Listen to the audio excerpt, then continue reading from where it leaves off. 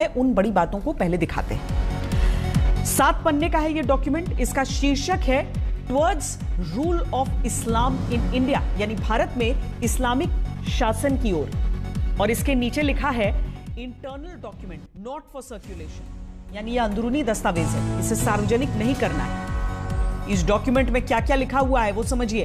दूसरे पन्ने में लिखा है कि भारत में 9 जिलों में मुसलमानों की आबादी 75% से अधिक है।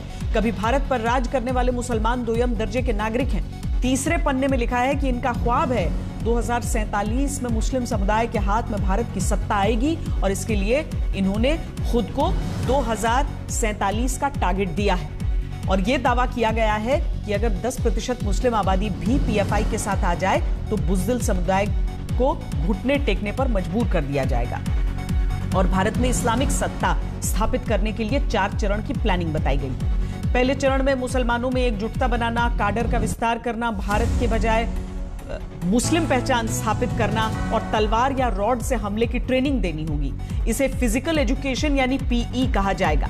दूसरे चरण में पीएफआई के नेतृत्व में प्रदर्शन करना, दुश्मनों को ताकत दिखाना, दहशत से भर देना, पीई वाले चुनिंदा काडर को हथियार विस्फोटकों की ट्रेनिंग देना, उन्हें सुरक्षा बलों की नजरों से बचाए रखना।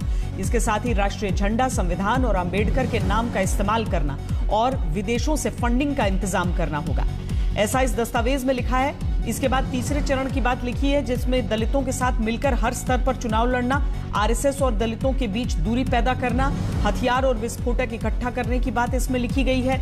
चौथे चरण में पीएफआई मुस्लिम समुदाय का एकमात्र नेतृत्व होगा, दूसरे मुस्लिम संगठन दरकिनार कर दिए जाएंगे। तब तक 50% दलित पिछड़ा जनजाति वोट बैंक साथ आ जाएगा, पार्टी राष्ट्रीय स्तर पर सत्ता में आ जाएगी। इसी सीक्रेट दस्तावेज के 6ठे पन्ने पर यह बताया गया है कि पीएफआई के काडर को हथियारों और विस्फोटकों की ट्रेनिंग कैसे दी जाएगी, कहां से ट्रेनर आएंगे, कहां हथियारों का जखीरा जमा किया जाएगा। और 7वें पन्ने पर लिखा गया है कि संघ और हिंदूवादी नेताओं के निजी जानकारियों का डेटाबेस तैयार रखा जाएगा।